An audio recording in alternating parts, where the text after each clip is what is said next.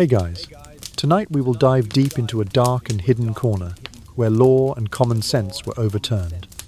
The cold and cruel fate of the women who dared to challenge the world of piracy and the mighty empire. Imagine this. You are a fierce female pirate, fighting shoulder to shoulder with men. But once captured, what chance do you have of receiving mercy?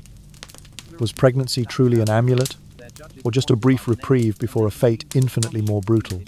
We will explore the naval trials without juries, the gruesome execution rituals at execution dock, and the punishments even more terrifying than death, disappearing without a trace into slavery, or being forgotten aboard the rotting prison ships. So, before you get comfortable, take a moment to like the video and subscribe, but only if you genuinely enjoy what I do here. Let me know where you are listening from and what the local time is where you are. The feeling of being bundled up in a blanket right now will surely contrast with the chilling nature of the stories we are about to hear. Now, dim the lights, maybe turn on a fan for that soft background hum, and let's ease into tonight's journey together. And, in the 17th and 18th centuries, the so-called golden age of piracy, women trudged into naval courtrooms with heavy eyes, where they had almost no chance of prevailing. The maritime laws drafted by men declared that piracy is an unnatural act for a woman, and that belief saturated every statute and every line carved into the wooden benches of authority. When those women stood at the dock, they bore a double guilt. They had violated imperial law and shattered the rigid gender norms of their time. Admiralty courts sat without juries, their judges appointed by the Navy, and they convened with astonishing speed in key colonies such as Jamaica or New Providence. In the swiftly heated wooden chamber, where flickering candlelight danced across the judge's desk, every step of preparation, from collecting testimony of captains and naval officers to the trembling sailors fearful of implication, had been arranged in advance. There was no room for surprise or postponement. From the moment the court seal was impressed upon the record, the outcome seemed already inscribed in the selective testimonies and pre-printed forms. The female defendant had no right to choose a jury, no right to cross-examine witnesses, and no right to refute the fallacy that women cannot command a ship or swing a cutlass. She could only watch silently as the charges were read: piracy, violation of maritime safety statutes, and even disobedience to social order. Those charges were penned in black ink on vellum, then immediately stamped with a wooden seal, ready to be sent to the central offices in London, where officials, faces set in dry smiles, awaited the approving signatures. The courtroom was eerily silent, broken only by the scratch of quill on parchment and the soft sighs of kin behind the defendant. At times, a breeze through the window would nudge the wooden frame, causing a candle to flicker and reminding all present of the fragile line between life and execution. The woman climbed the witness stand with heavy steps, her heart laden with doubts. Would her testimony be persuasive, or had someone already rigged her failure before she even heard the indictment? The judges, clad in stiff naval robes with sea-damp shawls draped over their shoulders, sat motionless behind the high bench. Candlelight cast long, ominous shadows across the wooden walls. They listened without a word, accepting every argument that, by natural disposition, a woman could not be a pirate and must therefore be an exceptional criminal, more monstrous than any man. When the hearing's transcript reached the section titled Preliminary Judgment, no one would have been surprised had the final decision been death. In a measured, almost soporific tone, the presiding judge intoned, "The defendant has violated Section 146 of the Piracy Act of 1698 and is hereby sentenced to death." The words 1698 rang out slowly, carrying a weight of finality and stillness. Upon hearing the sentence, the defendant cast a brief glance at her kin, her eyes glistening as if to whisper, "So be it," for she knew that, in the eyes of His Majesty's maritime law, there was no room for mercy. The session concluded with the clatter of the gavel, and the transcript was snapped shut within its time-worn leather folio. Under the weak glow of candlelight, the vellum seemed to absorb warmth, promising a swift end to the condemned life. Meanwhile, the attendees, guards, tax officials, and merchants disembarking at the port rose silently and filed out, leaving the hushed chamber echoing only with the slam of the door. Outside, the waves lapped gently against the ship's hull, and the sea breeze whispered, "Their story ends here." In that drowsy cadence, like a lullaby, We understand that, for women of that era, the naval courtroom was not merely a place to try piracy, but a tribunal where gender doctrine was carved into immutable law. In the year 1720, in Spanish Town, Jamaica, two of piracy's most notorious figures, Anne Bonny and Mary Read, ascended the wooden steps to the dock's gallows with a resigned air, as though stepping onto a stage whose outcome was predetermined. The Admiralty Court in that colonial seat convened in a makeshift wooden hall, its walls echoing with hushed whispers of sailors and magistrates. A single flickering lantern cast long, wavering shadows over the rough-hewn floorboards, imbuing the space with a somnolent hush that belied the severity of the proceedings.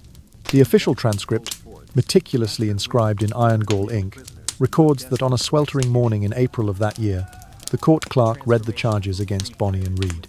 Both were accused of piracy under His Majesty's law, but what captured the judge's attention was the unprecedented sight of women daring to wield cutlasses and command men-at-arms. As the verdict was pronounced death, the transcripts note that Bonny fixed her gaze on her reputed commander, John Calico Jack Rackham, and delivered a cutting retort. "If thou couldst fight like a man, thou needest not be hanged like a dog." The clerk paused to capture every syllable, aware that this quip would echo through taverns and ship's logs alike. Faced with the death sentence, Bonny and Read invoked one of the rare legal protections available to women, the plea of pregnancy, known contemporarily as pleading the belly. This ancient custom required a panel of matrons appointed by the court to examine the condemned woman and verify the claim of gestation. In their case, the examination concluded in their favour. Both were deemed with child, and thus unfit to die by the hangman's noose. Their relief was palpable yet fleeting. The delay secured only a temporary reprieve from the executioner's rope. Such mercy was the exception rather than the rule. In the entire span of the golden age of piracy, a period extending roughly from 1690 until 1737, over 1,000 recorded pirate trials took place in British Admiralty courts, and fewer than 2% of defendants were women. Of those rare female pirates, only Anne Bonny and Mary Read successfully employed the plea of pregnancy to delay the sentence. The vast majority stood mute as the gavel fell, their fates sealed from the moment their names were entered in the indictment. Within days of the hearing, both Bonny and Read were transferred from the temporary jail to a small cell in the jailhouse adjacent to the court. Contemporary accounts describe the conditions as squalid, the floor strewn with sawdust, a single pail of foul water supplying both wash and drink, and only scant rations of black bread and thin pea soup. The oppressive heat of the Jamaican midday sun seeped through the barred window slats, creating a stifling atmosphere in which the condemned paced restlessly, their thoughts likely drifting between regret and defiance. While their pregnancy plea bought them time, it did not guarantee freedom. Later correspondence between colonial officials reveals that orders came from England in August of that same year, affirming the original verdict but advising further delay until the births. Mary Read, according to a letter penned by Governor Nicholas Laws on August 8th, gave birth to a daughter in early September, exact date unrecorded, though the child's name and ultimate fate remain absent from surviving documents. Anne Bonny's experience is even murkier. Some rumours suggest she miscarried en route to the infirmary, but no official report confirms this. Throughout this period, both women maintained a stoic composure, despite the knowledge that their trial was a spectacle designed to reinforce maritime authority and gender norms alike. Sailors and local townsfolk gathered outside the jail each morning, pressing their faces against the wooden shutters, eager for a glimpse of the infamous pirates whose exploits had become the stuff of tavern legend. Their curiosity mingled with contempt, for to challenge the male-dominated enterprise of piracy was deemed doubly egregious. By the close of the year, with both women still alive, Admiralty officials debated whether to commute their sentences to transportation or labour, but no definitive action was taken. The papers simply fall silent, leaving subsequent events to conjecture. Some traditions claim that Mary Read died of fever in the prison infirmary in late autumn, while Anne Bonny's ultimate fate drifts between conflicting accounts of escape, pardon, or death. Thus, the trial of Anne Bonny and Mary Read in 1720 stands as a singular moment in naval history. Two women boldly defying imperial authority, invoking an age-old legal plea, and forcing the Admiralty to confront its own gendered assumptions. Their temporary reprieve, a fleeting victory in a world that offered them almost no quarter echoes, as a testament to the extraordinary lengths to which these fierce outlaws would go to cheat the hangman's rope, even as the rest of the criminal world watched in astonishment and dread. In the sleepy haze of early morning, Execution Dock at Wapping, London, stood silent against the rolling tide of the River Thames, its rough-hewn wooden gallows looming like a dark sentinel over the water. Here, in this grim enclave, just beyond the city's bustle, the British Crown carried out the verdicts rendered by Admiralty courts, sentencing dozens, even hundreds, of pirates, men and women alike, to their deaths. The Piracy Act of 1698, enacted under King William III on the 27th of June of that year, declared unequivocally that all persons committing piracy shall suffer death. Each execution followed a rigid ritual, choreographed to maximize both deterrence and spectacle. Condemned prisoners were ferried from Newgate Prison at dawn, often before the sun had fully risen, bound in chains and seated upon a creaking wooden cart. As the cart trundled through narrow cobblestone streets, a procession of armed guards flanked the prisoner, their boots echoing in the quiet alleyways. Curious Londoners, drawn by rumour of the pirate's fame, pressed against shuttered windows and spilled into the streets, eager for a glimpse of the infamous outlaws condemned for plundering His Majesty's merchant vessels. Upon reaching Wapping's execution site, marked by a simple wooden scaffold jutting over the riverbank, the prisoner was hauled before the gallows. There, a noose fashioned from thick hemp rope awaited, its coarse fibres glinting beneath the pale light. Unlike the long drop method employed in other forms of capital punishment, which relied on a fall of several feet to break the neck swiftly, Execution Dock's short drop ensured a slow, agonizing death by strangulation. When the trapdoor opened, the condemned dropped only a matter of inches, leaving their feet nearly brushing the muddy waters below.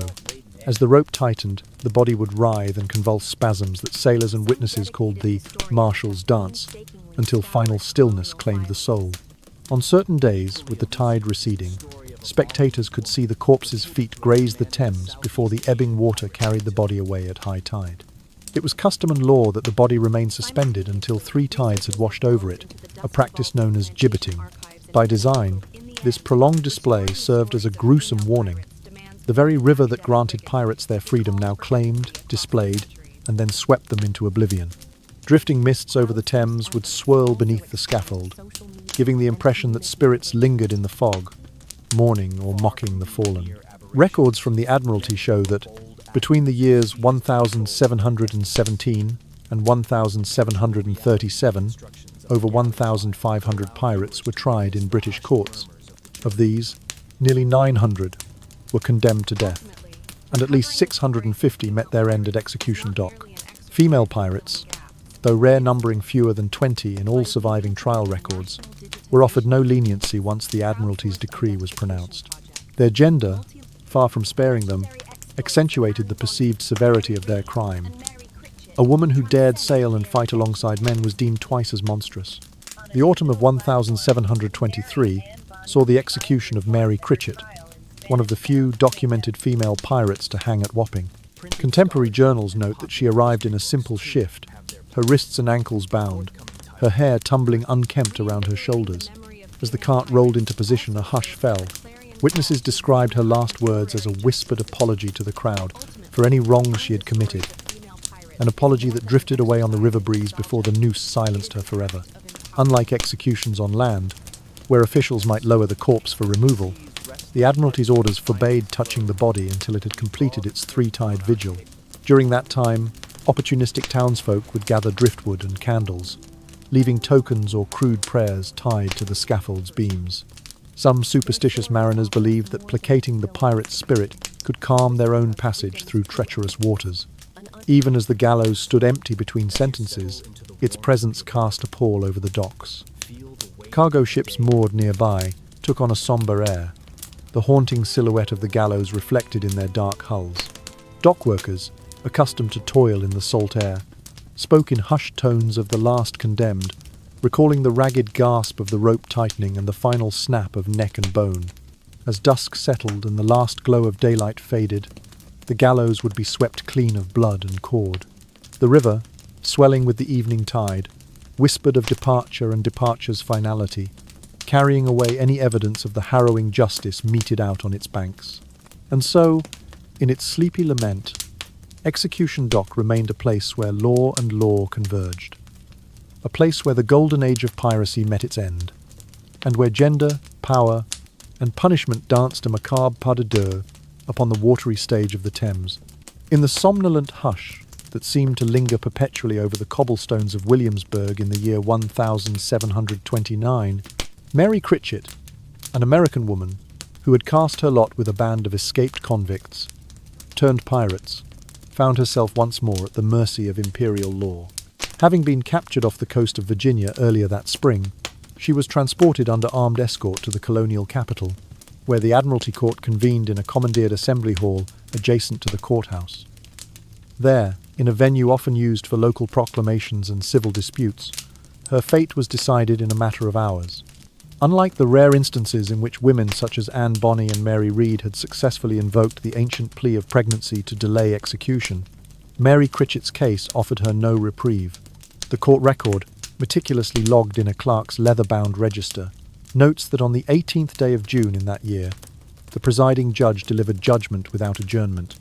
Mary Critchett was found guilty of piracy under the Piracy Act of 1698 and was to suffer the penalty of death. No examination by matrons was requested. No delay was granted.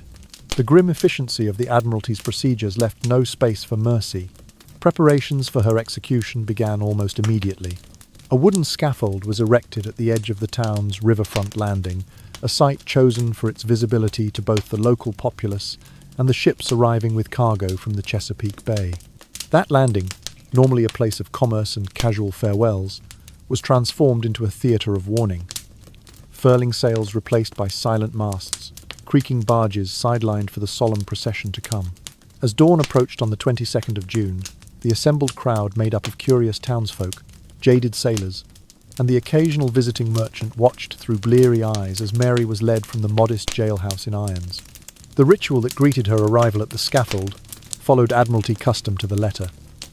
A rope noose, thick and coarse, dangled from the crossbeam, swaying gently in the early morning breeze. Mary's wrists were unshackled only long enough for her to stand before the assembled witnesses.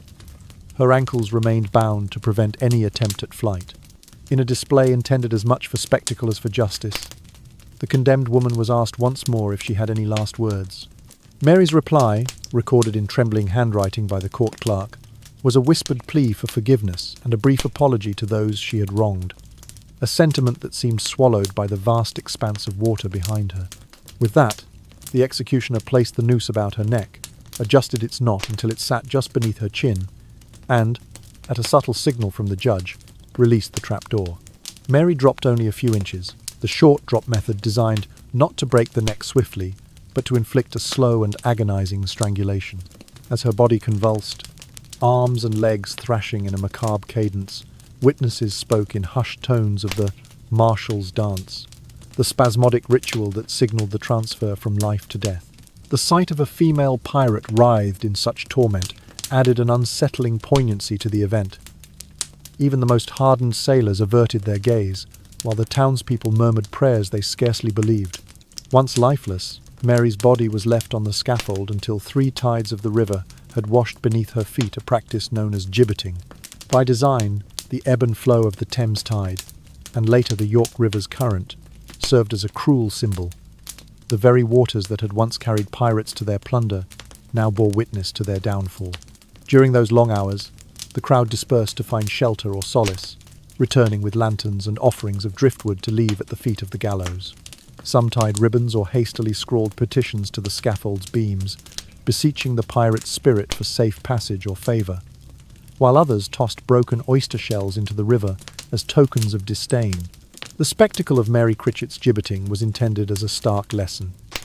Piracy would not be tolerated, and no gender, however unexpected, would escape the full measure of the law.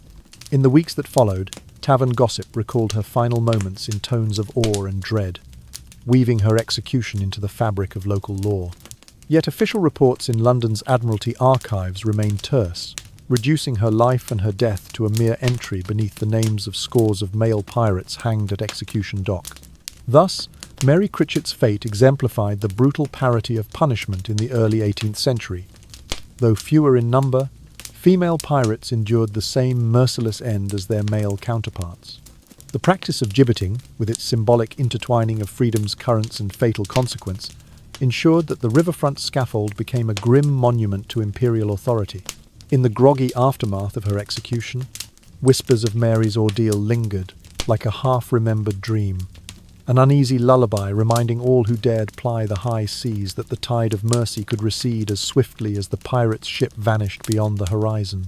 Before the noose awaited them, many female pirates endured a more visceral form of punishment: public flogging. This brutal spectacle employed a device known as the catto, 9 tails, 9 thick cords, knotted to a single handle, capable of lacerating flesh with each savage strike. Depending on the severity of the offence and the whim of the Admiralty Court or colonial governor, the condemned might receive as few as 12 lashes or as many as 100 lashes. Each lash was administered with calculated cruelty, the whip snapping through the air in a harsh report that echoed off the prison walls and riverbanks alike. The flogging took place in a setting designed for maximum exposure, either before the grim facade of the town prison or on the bustling docks where merchant ships unloaded their cargo.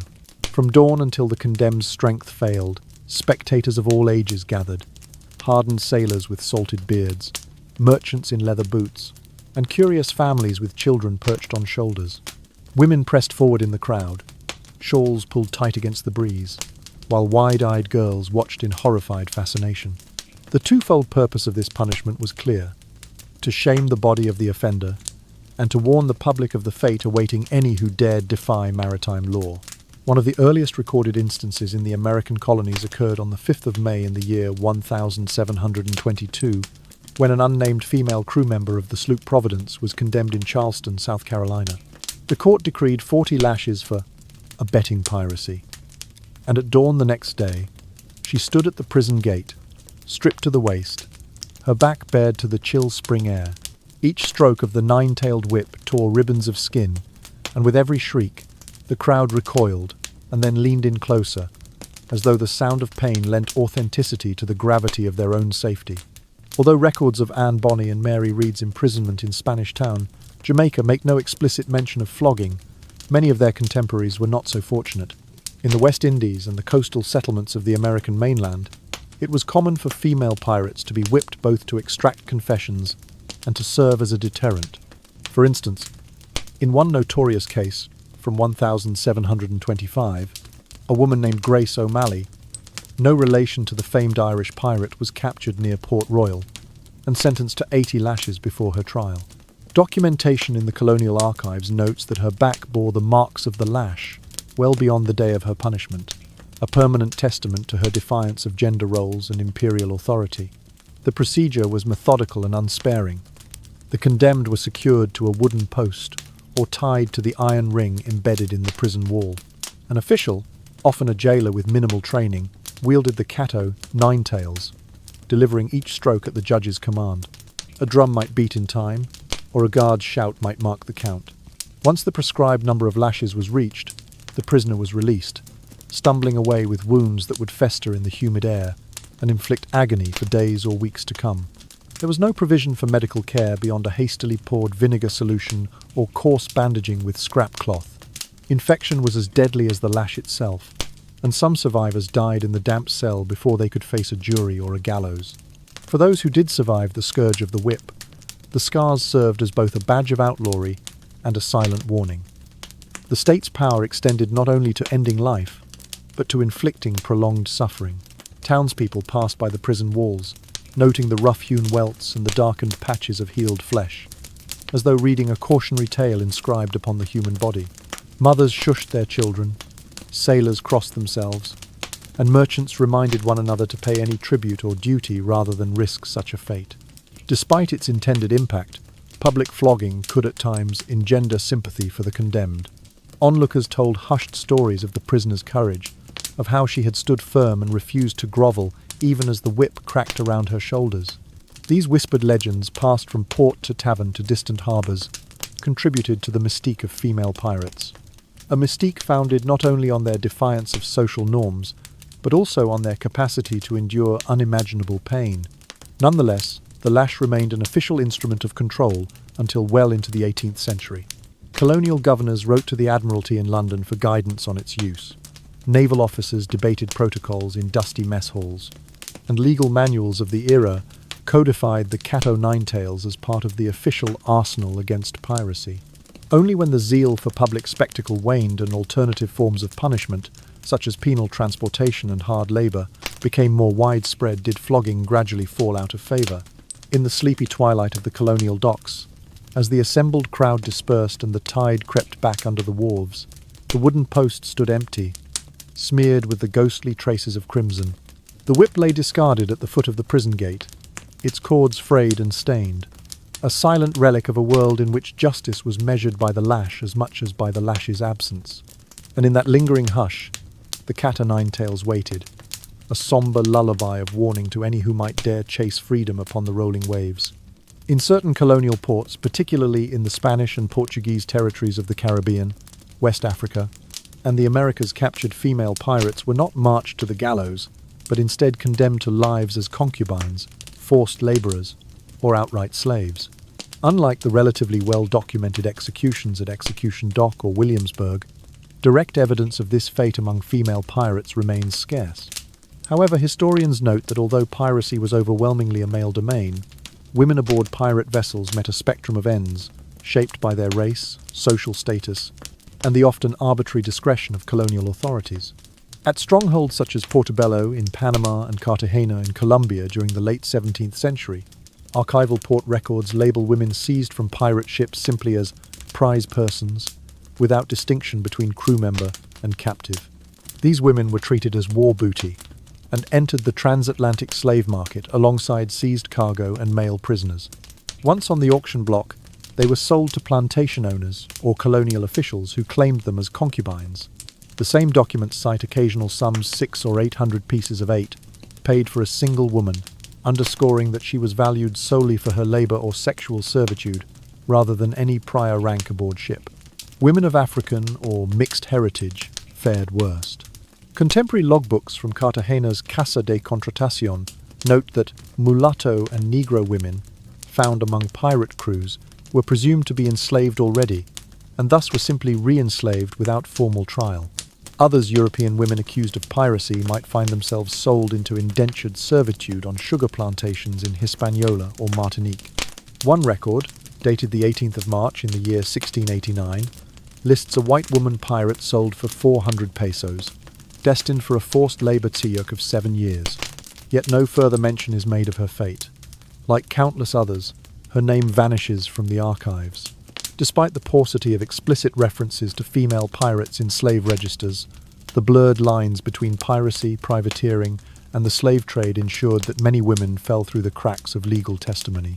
Spanish colonial governors often exercised summary judgment, consigning any woman found with weapons or maritime charts to the same fate as enslaved Africans. In the absence of gendered clemency, these women endured brutal voyages across the Atlantic in the cramped, disease-ridden holds of slaving vessels. Many perished of dysentery or smallpox before reaching their points of sale. Those who survived were condemned to survive under the lash, their identities erased in plantation ledger books. Some sparse personal letters hint at their plight. A merchant in Portobello writing to his counterpart in Seville on the 5th of September in the year 1692 describes, "A woman of fair complexion, yet wild as any carouser at sea, sold to Señor Gomez as a mistress." The letter adds that she arrived with hands scarred by rope burns, suggesting prior physical coercion. Beyond such fleeting glimpses, however, the lives of these women remain largely unrecorded. In the Dutch-controlled forts of Western Africa, where pirates were occasionally tried under mixed European jurisdiction, the fate of captured women also mirrored that of male prisoners not destined for execution. They were embarked on slaving ships bound for the Americas, sold as labourers to sugar, coffee and tobacco plantations. A surviving docket from Elmina Castle lists 2 white female pirates among a cargo of 250 enslaved men and women shipped in December of 1695. Their ultimate destinations are unnoted, again swallowed by the broader machinery of human commerce. The transformation from free pirate to enslaved labourer or concubine illustrates the gendered volatility of maritime justice. Whereas male convicts might be sent to hard labor colonies or hanged, women were more often absorbed into systems that trafficked human bodies as commodities.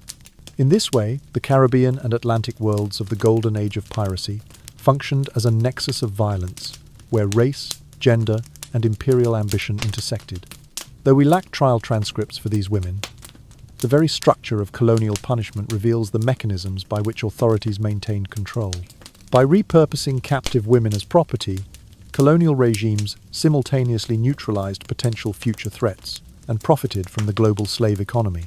Their stories, largely silent in official annals, echo faintly in the creak of plantation gates and the dusty corners of port warehouses. Thus, for every Anne Bonny or Mary Read whose names endure because their executions were recorded, countless other women slipped from history into bondage. Their identities, once defined by daring exploits at sea, were subsumed under the weight of chains and auctioneers' gavels.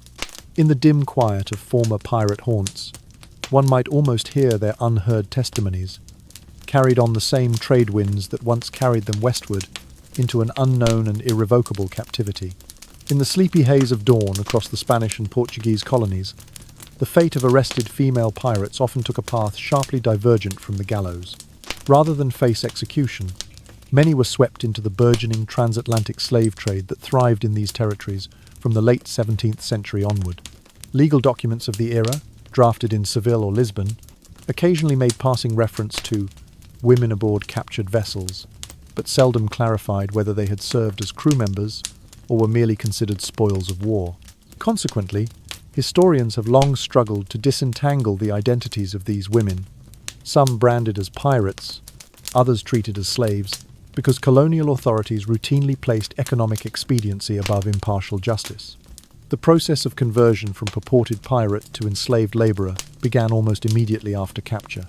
Upon disembarkation in ports such as Havana or Salvador de Bahia, women were held in temporary colonial jails, stone hulks with vaulted ceilings and iron-grilled windows, often for no more than a few days. During this brief detention, a makeshift sorting took place.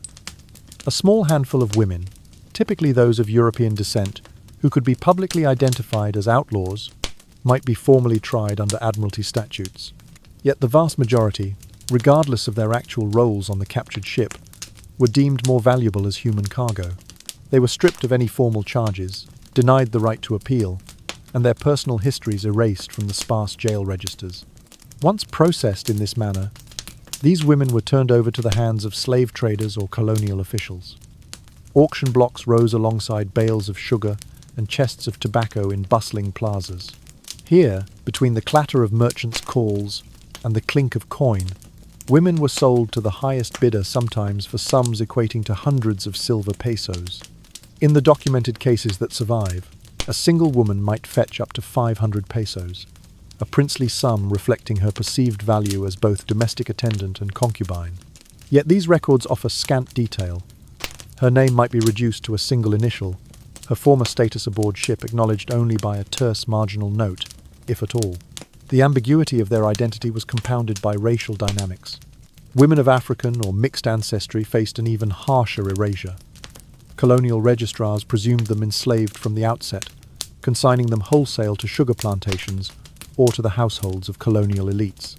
Without a trial transcript or a notarized affidavit, their stories vanished into the ledgers of plantation estates, where they were recorded only as female labor or household servant. In many cases, these women never appeared in the minutes of local courts or in correspondence back to Europe, their lives untraceable once they left the public eye of the port. This systematic obliteration of personal history created a profound silence in the annals of piracy. Scholars estimate that hundreds, perhaps even over 1,000 women, were caught up in Caribbean and Brazilian slave markets under the pretext of suppressing piracy, yet only a fraction appear in Admiralty records. The rest are known only through scattered shipping manifests and fleeting mentions in merchants' letters. Their absence from formal court dockets underscores the brutal calculus of colonial power. A woman's utility as slave labor or concubine far outweighed any perceived need to prosecute her for maritime crimes. The broader implication of this practice was the consolidation of imperial control through gendered violence. by subsuming rebellious women into the very structures they had once railed against. Colonial regimes erased dissenters without the spectacle of public execution. A woman who once fired a pistol from a ship's deck could end her days toiling in a plantation field, her piracy punished not by the hangman's rope, but by a lifetime of forced servitude. And yet, because her case never reached a formal trial, her narrative ceased to exist in the records of legal history. In the quiet aftermath, when the sun rose fully and the market stalls filled with the morning's commerce, it was impossible to tell which women were free-born courtesans, which were survivors of naval courts, and which had been pirates only days before. The bustling plazas of Cartagena, Salvador, and Havana bore witness to this silent transition, but offered no monuments or memorials to the women whose destinies were so callously rewritten. Instead, the wooden auction blocks and the shutters of colonial jails stood as mute testaments to a world in which economic imperatives and patriarchal power converged to obliterate entire lives from the ledger of history. In the gentle hush of dawn, far from the creaking gallows and the clamouring docks, lay the prison ships, once proud war galleons, now stripped of sails and masts. Their hulks anchored in silent rows off the coasts of Portsmouth, Plymouth, and Kingston. For the women who had escaped execution and evaded the slave markets, these floating oubliettes became a fate equally grim. Between the years 1718 and 1737, as Britain's land-based jails overflowed with convicts and prisoners of war, over 3,000 vessels were decommissioned and repurposed as prison ships. Of these, at least 24 are known to have confined women accused of piracy, though their stories seldom surfaced in official records. Below deck, in the cramped, windowless holds, darkness was absolute. The air lay thick and motionless, save for the steady drip of condensation from the timbers overhead. Dust motes drifted lazily in the beam of a single oil lamp, creating the illusion of tiny embers caught in a ghostly drift. Bunks, fashioned from rotting planks, were stacked too high along each bulkhead, but only a fraction bore any bedding. Most women slept on bare wood, their breath slow and weary, as if the very notion of rest had become a distant dream. Disease swept through these wooden coffins with terrifying speed. Outbreaks of typhus and dysentery were recorded in the surgeons' logbooks, now yellowed and brittle, often with scant detail beyond a death toll. In the summer of 1723, one such ship off Portsmouth reported 80 prisoners, of whom 35 succumbed to fever within 10 days. By the time the tide carried away their bodies, the water churned with the promise of further misery for those left behind. Food, if it could be called that, consisted of stale ship's biscuit and rancid peas porridge, rationed to less than ½ pound per day. The biscuit, infested with weevils, crumbled beneath the tongue, while the porridge, thick as mud, bore a sour tang that no amount of salt could conceal. Women huddled together, spooning meagre portions in the dim light, their faces pale as driftwood, their conversations reduced to murmured prayers.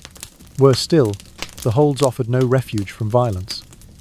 The ship's guard, a handful of naval marines or convict overseers, patrolled the narrow aisles with cutlasses at their sides. For the women, any attempt to protest or plead for mercy risked a brutal response, a blow from a truncheon, a shove into the bilge water, or worse. Sexual exploitation was an unspoken reality. Guards groped with impunity, their leering faces disappearing into the shadows as quickly as they emerged. The women could not speak of these assaults. Any complaint was met with threats of solitary confinement in an even darker corner of the hull. Official logs rarely mentioned such abuses. A surgeon's entry might note, "Woman fell ill," or "Prisoner removed to infirmary," without specifying cause or perpetrator. Even the infirmary spaces, converted cabins with makeshift straw mattresses, offered little solace. Disease followed the survivors there, turning the air foul and forcing those stricken to lie in excrement-stained bedding until fever robbed them of consciousness. As days blurred into nights, the rhythmic slap of water against the hull became a lullaby of dread. Some women succumbed not to fever but to despair. In one recorded incident off the coast of Plymouth in the autumn of 1725, a prisoner named Elizabeth Morrow fashioned a crude rope from torn strips of her shift and hanged herself from a beam. Her body was discovered by the surgeon, who noted her descent as a sorrowful act beyond remedy, then swiftly ordered her removal to the deep hold, where she was laid among the dead. The mortality rate among women on prison ships was staggering. Estimates suggest that in the 3 years following the War of the Quadruple Alliance between 1720 and 1723, more than 50% of female piracy suspects confined to these hulks perished before they could be traded to land prisons or transported to penal colonies. Those who survived emerged gaunt and hollow-eyed, their limbs weakened by malnutrition and their spirits broken. When a ship finally returned to port, its prisoners were transferred again to overcrowded jails or boarded onto transport vessels bound for the American colonies or Australia, depending on the decade. Few women remembered their names upon disembarkation. Papers recording their transfer listed them by number rather than by name, a cruel reduction that severed all ties to their previous identities. In the stillness of the harbour, as the prison ship's silhouette faded into the morning mist, the survivors stumbled ashore. Their steps were tentative, their clothes stiffened by brine and grime. Some gazed back at the hulking form that had been their world for months. Others looked away, eyes fixed on unknown shores of exile. Yet whether bound for New South Wales or the jails of London, they carried with them the silent scars of their time, afloat scars unseen by official record, but etched forever in the memory of their bodies and the contour of their dreams. And so, in the lull of the harbour's dawn, the prison ships continued their watch, silent sentinels on the tide, where freedom ebbed and flowed with each passing wave, leaving in its wake the quiet ache of human suffering too deep for testament. On those prison ship decks, the world beyond their timbers felt impossibly distant. There were no clashes of cutlasses or drunken shouts from tavern crowds, only the hollow echoes of coughs, the soft rattle of dying breaths, and the slow drip of water from the rotting timbers above. When a woman finally exhaled her last sigh, her body became little more than refuse. Sometimes burned on board in a makeshift pyre on the open deck, at other times simply cast into the sea, sinking like a discarded plank. In the official logbooks of these hulks, her passing was noted tersely, "died of disease," with no mention of her former life as a sailor, let alone a pirate of fierce repute. This silent death stripped away every layer of ceremonial closure. No judge pronounced her fate in a grand courtroom, no priest spoke last rites, and no mourner laid flowers at her grave. Instead, she vanished into oblivion, her life reduced to a single line in a ledger. The absence of witnesses meant there was no public outcry, no requiem sung by kin. Her story ended not with a roar, but with a muted finality that left no trace in the communal memory. Such erasure was not accidental, but an instrument of imperial power. By denying these women even the dignity of a recorded death, colonial authorities wielded a form of posthumous punishment, first condemning the body to disease and neglect, then denying it the right to rest. This double erasure of voice and of corpse sent a chilling message to any woman who might dare defy the gendered strictures of maritime law. It whispered that, should she resist, she would not only forfeit her freedom and her life, but also vanish entirely, unmarked by history. Surgeons' journals from the prison hulks offer rare glimpses of these final hours. A surviving entry from the HMS Crescent, anchored off Portsmouth in the summer of 1724, describes a single line. Prisoner, female, expired at 0400 hours. Cause recorded as putrid fever.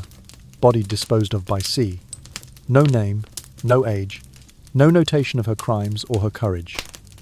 Just the cold administrative fact of her death and the sea's indifferent reclamation.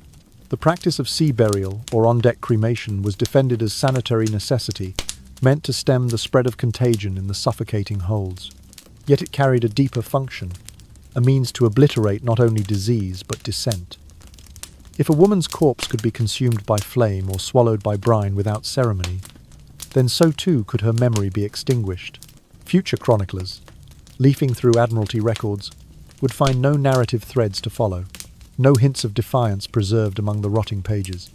Even the surviving community of survivors aboard the hulks spoke little of these unrecorded deaths. Fear stifled conversation. To mention a woman's passing risked drawing the guards' ire, and, with it, further punishment. In whispered exchanges beneath the low beams, prisoners referred to her only as the one who fell silent, as though even naming her might summon the vessel's wrath. Their shared dread wove a fragile bond, but it could not forge a public account. and so each tragedy receded into the dim corridors of the hold, to be remembered only in the trembling eyes of those who remained alive. When the tide finally carried these vessels back to port, the living were offloaded into land prisons or onto transport ships bound for distant colonies. They disembarked on shaky legs, clutching tattered rags, their minds haunted by the hollow cries that once echoed through the ship's belly. Any trace of their comrades lost to fever or flame was gone. No memorial plaque marked the spot where her flesh had burned white under an indifferent Sunday. No splash upon the water signalled her descent. She had died and been swept away without a ripple in the world's memory. In communities that had once celebrated pirate escapades as the stuff of legend, the abandonment of these women's remains served as a stern counterpoint. A final lesson that the Empire's power extended beyond death. You might steal a vessel, command a crew, terrorize the high seas, and yet, in the end, you would leave no footprint. Your body, your story, your very name would be erased, as if you had never existed. The silencing achieved through such posthumous erasure remains one of the darkest chapters of maritime justice. It reveals how, even in death, systems of power could obliterate the individual in favor of an unbroken record of authority. And for the handful of women whose fates were sealed in those silent holds, their disappearance was the last act of a tragedy more profound than any public execution, the wholesale denial of their right to be remembered. In the vast hush that followed each sea burial, the Empire guaranteed that no future generation would hear her lullaby of defiance, only the soft, unending rhythm of waves upon the hull. The forlorn fate of female pirates traversing every form of punishment from the dock's gallows to the whipping post, from the auction block to the prison hulk, laid bare the ways in which imperial authority intertwined with gender bias to uphold a patriarchal social order. These sentences were never merely judicial outcomes. They were public spectacles, choreographed events in which a woman's body became the instrument of sovereign terror. By exhibiting her shame or displaying her corpse, colonial regimes taught every onlooker that to challenge male dominance at sea was to risk the total erasure of self. When Anne Bonny and Mary Read were paraded through the streets of Spanish Town in April of 1720, their unbowed posture belied the gendered scorn whispered among the crowd. Their trial was not only an adjudication of piracy, but a reinforcement of the belief that a woman with a cutlass was an anomaly that must be crushed. Likewise, at Wapping's execution dock, the short drop gallows ensured that the condemned convulsed visibly, their final agony projected as a grim ballet against the Thames's misty backdrop. The rope did more than take life. It marked territory, proclaiming that the high seas belonged to men, and that any woman who seized that domain would suffer not just death, but posthumous damnation. Public flogging, too, served as a macabre theatre. On the 5th of May in the year of our Lord 1722, a female accomplice of the sloop Providence endured 40 lashes before the Charleston jail gate. Each lash carved a testament into her flesh, making her pain a warning to women who might be tempted to follow in her footsteps. The cat o' nine tails, with its 9 knotted cords, was as much a symbol of state power as a weapon of physical torment. Applied publicly, it demonstrated that the body of a woman could be just as vulnerable to the lash as that of a man. In the bustling slave markets of Portobello and Cartagena during the late 17th century, the distinction between pirate and captive dissolved in the din of commerce. Women seized from vessels were catalogued as prize persons, then sold alongside sugar and indigo, an economic transaction devoid of legal nuance or moral inquiry. A record from Cartagena, dated the 18th of March 1689, lists a white female pirate fetching 400 pesos at auction, her past deeds wiped from memory in favor of her utility as forced labor or concubine. Here, the slave block served as a tribunal without judges, the auctioneer's hammer sealing her fate rather than a gavel. For those who escaped death or slavery, the prison hulks offered no better promise. Anchored off Portsmouth, Plymouth, and Kingston, these hulks confined hundreds of women in dark, vermin-infested holds. Surgeons' logs from the HMS Crescent show that in the summer of 1723, out of 80 female prisoners, 35 died of putrid fever within 10 days. Their deaths logged tersely as died of disease, had no ceremony, no obituary, and no memorial. Some bodies were burned on deck. Others were cast into the sea, set adrift as if they were mere detritus of empire. This systematic erasure was a calculated mechanism of control. By ensuring that a woman's final departure from this world left no trace beyond a ledger entry, colonial powers manipulated collective memory. Only those whose stories were recorded, whose names were inscribed in trial transcripts or on headstones, retained the right to be remembered. Every unmarked grave, every unnoted sea burial, enlisted public amnesia as a means to enforce submission. Today, the questions we ask about power, justice, and the right to be remembered remain as urgent as ever. Whose narratives shape our understanding of history? Which voices have been silenced by the passage of time and the biases of record-keeping? Recovering the stories of these women is not merely an act of historical completeness. It is a defiance of the gendered assumptions that once condemned them. It reminds us that justice does not end with the judge's pronouncement or the hangman's noose. It extends to the preservation of personhood and the acknowledgement of one's own tale. In probing the forgotten corners of maritime history, we validate the lived experiences of those who dared to breach the boundaries set for their gender. We affirm that every life, no matter how briefly recorded, carries intrinsic worth. And in restoring their names Anne Bonny, Mary Read, Mary Critchett, and the countless unnamed we dispense a form of belated justice, the right to exist in our collective memory, to inhabit history not as footnotes, but as full participants in the unfolding drama of human endeavor. Ultimately, their legacy teaches us that true justice lies not only in punishment or pardon, but in the power to tell one's own story and be heard across the centuries. After confinement aboard the prison hulks or transfer into the slave trade, the female pirates faced yet another, more insidious sentence: erasure from history. Their punishments, whether hanging at the gallows, flogging at the whipping post, sale as chattel, or months in a rotting hold, culminated not only in physical suffering but in obliteration of their identities. There was no public record of their final moments, no funeral rites, no headstone to mark a grave. Instead, they died amid decaying decks, sugarcane fields far from their homelands, or the frigid plank floors of colonial jails, where the only accompaniment to their last breaths was the hollow moan of disease and despair. Administrative ledgers dutifully recorded outcomes in the most perfunctory terms: died of fever, died of dysentery, or sold at auction.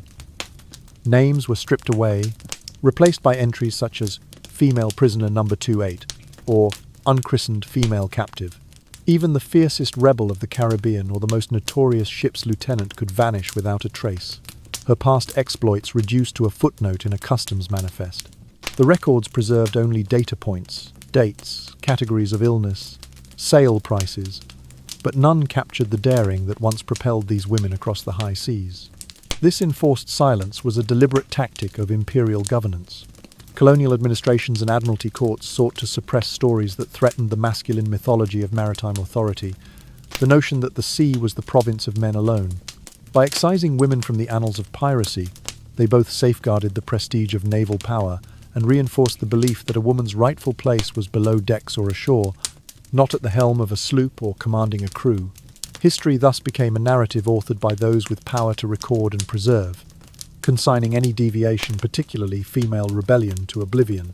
Surviving letters, diaries, and trial transcripts rarely reveal the inner lives of these women. The voluminous correspondence between colonial governors and the Admiralty, preserved in London's Public Record Office, is filled with dispatches like the one dated the 23rd of November, 1725, in which Governor Nicholas Laws of Jamaica notes, "A female pirate was adjudged unfit for the noose, but fit for labour and sale." Yet he omits her name, age, or origin details that might hint at her personal motivations or the dreams that once set her upon a piratical course. Such omissions were commonplace. Even when a woman's story did surface, it was filtered through male perspectives, the braggadocio of captains' journals, the moralizing tone of court clerks, or the sanitized summaries of naval surgeons. These accounts prioritized details of cargo seized, crew numbers, or the date of capture, never the terror in her eyes as the hatch closed, nor the exhilaration she felt in raising a black flag against merchantmen. The archival silence speaks volumes. It underscores the lengths to which the empire would go to conceal female agency on the seas. For many of these women, piracy was a path to autonomy.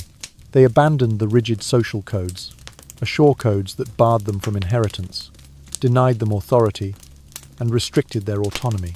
On board a pirate vessel, they could hoist sails, fire pistols, and forge deep bonds of loyalty with their comrades.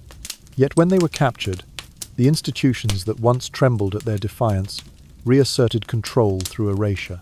The gallows, the slave block, the prison ship all became mechanisms not only to punish, but to annihilate the narrative of a woman's will to freedom. In the decades following the golden age of piracy from 1737 onward, the faint echoes of these women's exploits persisted in folk songs and oral tradition among coastal communities. Mariners would whisper of a she-captain who struck fear into schooners off the Barbary coast, yet none of these tales made their way into the official annals. By the mid-18th century, the Admiralty had effectively stamped out recorded female piracy, consigning all but a handful of names, Bonny, Reed, Critchett, to dusty library shelves. Restoring their stories today requires careful excavation. Poring over shipping manifests in Panama, scouring Portuguese slave ledgers in Bahia, and examining the margins of court documents in Jamaica. Each fragment a single line scrawled beside a docket, an obscure mention in a governor's dispatch becomes a precious clue. Yet even after decades of scholarship, we can only glimpse fragments of their lives. Their voices remain faint, as if carried backward on the spray of a storm-tossed tide. The systematic expunging of female pirates from recorded history did more than eliminate individuals. It sent a message that only those whose names were inked into official chronicles were deemed worthy of remembrance. Every unmarked grave, every sea burial without witness, every sale auction catalogue that omitted the captive's identity conspired to seal their fates in anonymity. Their erasure served as a warning. Defy the patriarchal order, and you may lose not only your life but your very existence in the collective memory. In recognizing this orchestrated silence, we confront a larger truth about power and whose stories are preserved. The erasure of these women exposes the fractures in our historical narrative and challenges us, as modern scholars and storytellers, to reclaim the lost chapters. By piecing together their scattered testimonies, we affirm that history must include the voices of all who dared chart their own course, regardless of gender. In doing so, we honor their courage and ensure that the wake they cut through the waters of time is never allowed to vanish completely. Burying the fates of female pirates in oblivion leaves a host of unanswered questions lingering in the salt-laden air. Where were these women born? By what twists of fate did they come to piracy? What dreams once stirred their restless hearts? The yawning gaps in Admiralty court records become portals through which modern historians must strain to recover the lost echoes of these seafaring women's stories. In the Caribbean and along the South American littoral, folk traditions persist of ghostly female sailors, spectral figures glimpsed on moonlit decks, or the faint strains of a woman's song drifting across the waves on storm-tossed nights.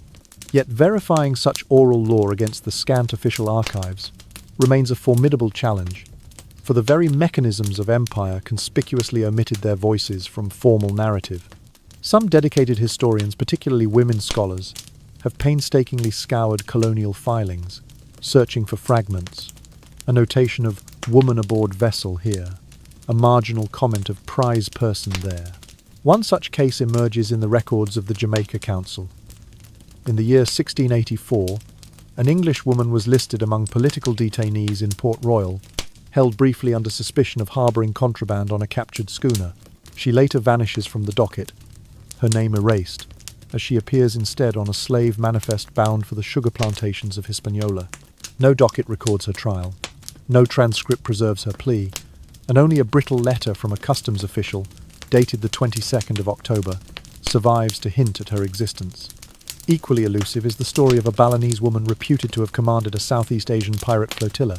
Portuguese dispatches note that in the year 1692, she was apprehended near the island of Timor and exiled to the Indian Ocean by royal decree, her ship scuttled and her crew dispersed. Yet Western piracy chronicles make no mention of her, no chart of her exploits, no epitaph in the logbooks of Goa or Malacca. Her legacy drifts across the Indian waters only in local oral tradition, where she is remembered as a sea witch whose laughter could calm typhoons. These pioneering investigations demonstrate that recovering the narratives of female pirates requires a confluence of methodologies: underwater archaeology, to examine sunken wreckage where a woman's unique personal artifacts, ornamented cutlasses, hairpins carved in the style of her homeland might lie entombed. Multilingual analysis of Spanish, Portuguese, Dutch, and English archival materials to untangle the overlapping jurisdictions that adjudicated maritime crimes. And on-site fieldwork at former slave markets and port jails to piece together sales ledgers, mortuary lists, and jailhouse registers. One promising avenue has been the excavation of the 17th century wreck of the galleon Santa Maria de Uno off the coast of Cartagena. In that submerged timbers, archaeologists have recovered fragments of women's clothing, woven silks stamped with Portuguese emblematic patterns, suggesting at least one female passenger of high standing. Whether she was a captive, a crew member, or a privateer's lieutenant remains unknown. The skeletal remains are too fragmentary to yield conclusive DNA. Yet even these shards spark questions about the roles women played aboard such vessels and how their stories were subsequently buried beneath tides of commerce and conquest. Simultaneously, researchers have delved into the dusty vaults of plantation archives in Pernambuco, Brazil, where 18th century slave sale records occasionally list a white female mariner among the human cargo.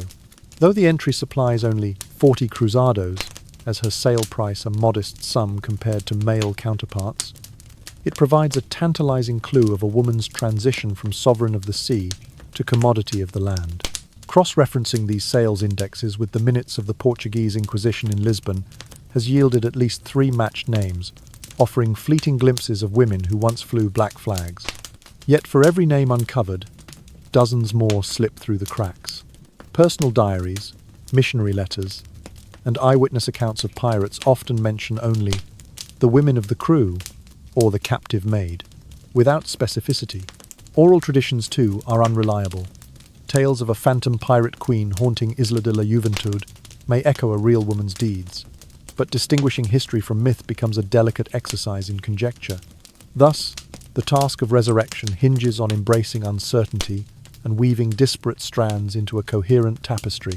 Each discovered artifact, an iron-bound chest bearing a lone woman's initials, a saint's medal found amid cannonballs, a scratched epitaph on a remote tomb becomes a breadcrumb leading back to the lives these women led. Collaborative projects between maritime museums, university history departments, and local cultural associations have begun cataloguing these fragments, creating digital repositories accessible to scholars worldwide. In the end, restoring the stories of female pirates demands more than academic rigor. It calls for empathy across the centuries. We must listen for the whisper of a woman's heel on a ship's plank, the echo of her challenge to naval authority, the murmur of her longing for freedom beyond the horizon. Only by acknowledging the limitations of official records and valuing the faintest traces of her existence can we hope to reconstruct a more inclusive maritime history, one in which every woman who dared to seize the wheel of a pirate vessel is granted her voice, her name, and her place in the annals of the sea. In an age when data can be captured, catalogued and shared across continents in an instant, the silencing and erasure of female pirates from historical record forces us to confront a fundamental question. For whom is history written, and who is permitted entry into its pages? In the digital era of 2025, reviving the stories of these women demands coordinated effort at multiple levels: national archives, non-profit organizations, academic institutions, and independent research communities must join forces to reconstruct a fuller maritime memory. National archives hold vast troves of 18th century court transcripts, ship logs, and port records, yet only a fraction have been digitized. A dedicated initiative might aim to convert tens of thousands of manuscript pages into searchable online databases, complete with high-resolution facsimiles and transcriptions. Complementing that, non-governmental organizations specializing in women's history could fund projects to crowdsource the identification of obscure names.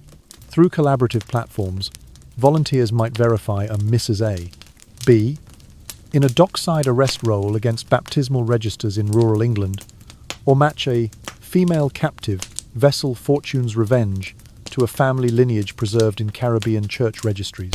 Crowdsourced efforts also extend to social media and community engagement. Enthusiasts in Port Royal or Cartagena could upload photographs of faded gravestones, chipped auction blocks, or rotted hulks, tagging them with geo-coordinates that feed into a shared map of pirate-era sites. Oral historians might record local legends, tales of a woman with a pistol at sunset on the Isle of Pines, or a spectral song heard by fishermen off Nova Scotia, and deposit those recordings into digital sound archives. By layering these audio testimonies atop geospatial data, researchers can visualize not only where female pirates operated, but also how their memory endures in collective folklore. Equally important is developing open-access repositories that unify multilingual documents. Spanish-language trial minutes, Portuguese slave auction registers, Dutch Admiralty directives, and English naval dispatches each contain fragments of women's maritime lives. A unified digital platform built on interoperable metadata standards would allow a researcher to trace an entry from the Lisbon Tribunal archives directly to a corresponding mention in the London Public Record Office, regardless of language barriers. Such interoperability requires investment in machine translation tools trained on 18th century legal and nautical terminology, ensuring accuracy in rendering pleading the belly or maritime felon across languages. Reconstructing the narratives of these women also serves to challenge long-standing gender biases in historical interpretation. Far from being mere aberrations, poor, misguided women who fell into piracy, many were bold actors who seized control of their destinies. By restoring their names Anne Bonny, Mary Read, Mary Critchett, and by reconstructing the detailed proceedings of their trials, we gain insight into how legal institutions of the day reacted when faced with women who wielded cutlasses and commanded crews. For instance, the transcription of the Spanish Town Court session of 1920 reveals that, when confronted by a pregnant defendant invoking pleading the belly, colonial judges hesitated, not out of compassion but out of embarrassment at having their rigid gender norms exposed. Beyond the academic realm, public exhibitions and digital storytelling platforms can bring these restored histories to life. Virtual reality reconstructions of a galley trial could allow viewers to witness the hushed murmurs of the jury by cloth, the flicker of lanterns on sawdust-strewn floors, and the defiant gaze of a woman facing execution. Interactive timelines might trace a female pirate's voyage from port to port, highlighting the shifting legal statuses she encountered from free captain to accused felon to anonymous slave to all but forgotten. Ultimately, recovering the stories of female pirates is not merely an exercise in filling gaps. It is a direct challenge to the idea that the sea's history is inherently masculine. Each digital artifact restored, each community-sourced anecdote validated, and each archival fragment transcribed into the public domain reinforces the principle that historical agency belongs to all who lived it. These efforts do more than honor individual courage.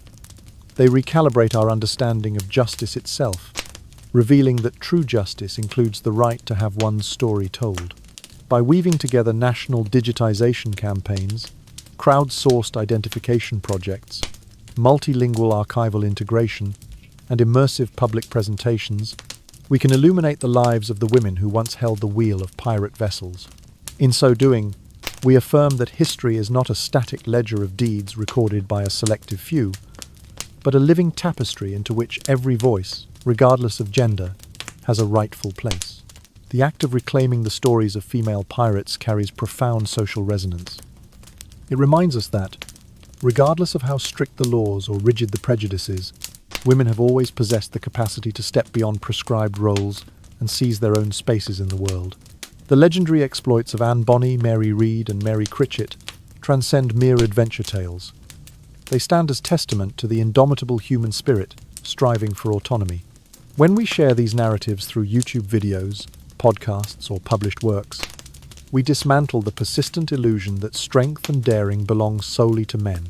On a digital platform, perhaps a YouTube series titled Her High Seas, released on March 7, 2026, in crisp 8-minute episodes, we can narrate Anne Bonny's defiant retort at her trial in Spanish Town, Jamaica, in April 1720, and then trace Mary Read's equally bold strategies that same spring.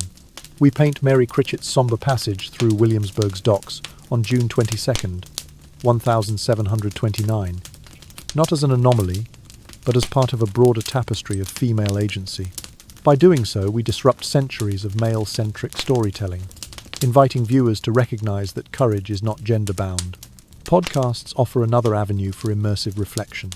Imagine a 6-part season released weekly on Spotify, each episode drifting between expert interviews and the soft murmur of ocean waves, evoking that sleepy, lulling cadence of maritime lore. Episode 1 might reconstruct the first appearance of women aboard pirate vessels in the mid-17th century. Episode 2 could delve into the legal loophole known as pleading the belly that saved Anne Bonny's life. Listeners would hear not only the crack of the Cato Ninetails, but also the quieter, urgent heartbeat of those women's aspirations. Such storytelling does more than entertain. It signals that when women claim space, their voices deserve to echo across the ages. Printed scholarship and popular history books, too, have their place.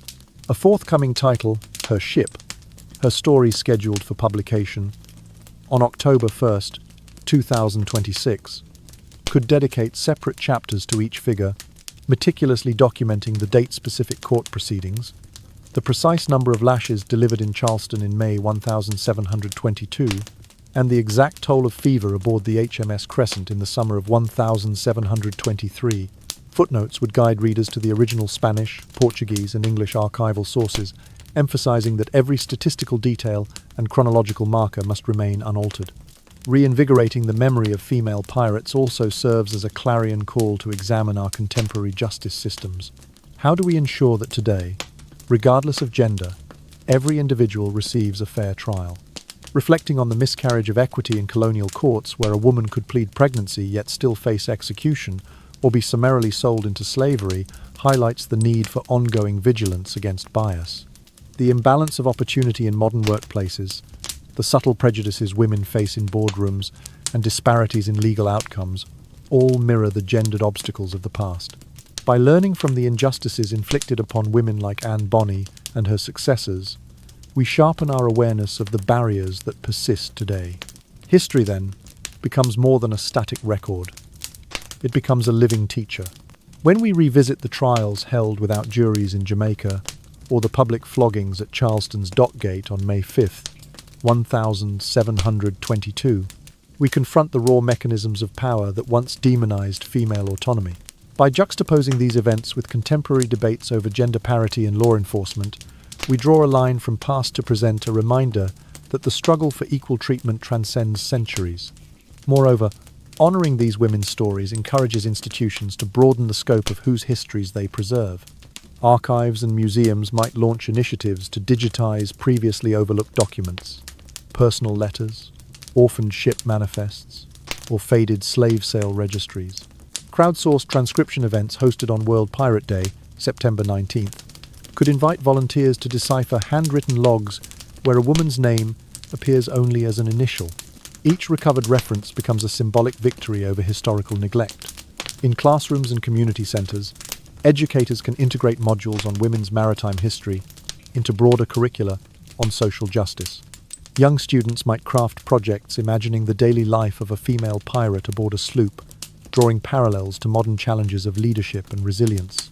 By instilling the lessons of Anne Bonny's bold defiance or Mary Critchett's stoic endurance, we embed an understanding that the fight for self-determination has always included women on the front lines.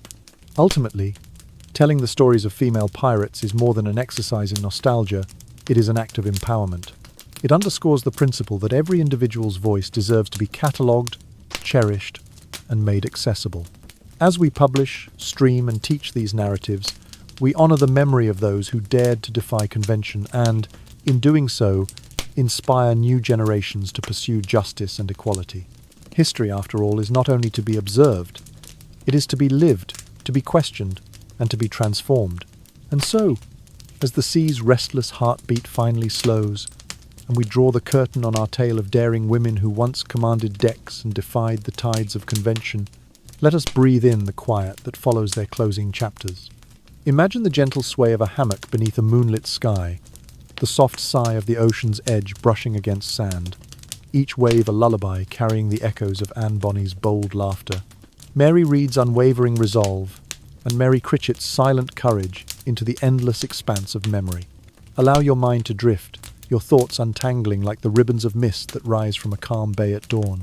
Picture the last flicker of lantern light dancing on weathered planks, the place where these women once stood, stakes driven firmly between their feet, their gazes cast toward horizons they once claimed as their own. Now, those images soften and fade, as though seen through a veil of sea spray, until only the gentle promise of their spirit remains. Their stories offer us more than the thrill of escapade.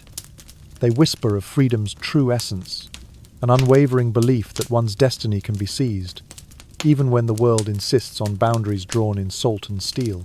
These women remind us that courage knows no gender, that justice must never be silent, and that every soul has the right to chart its own course, guided by the compass of conviction.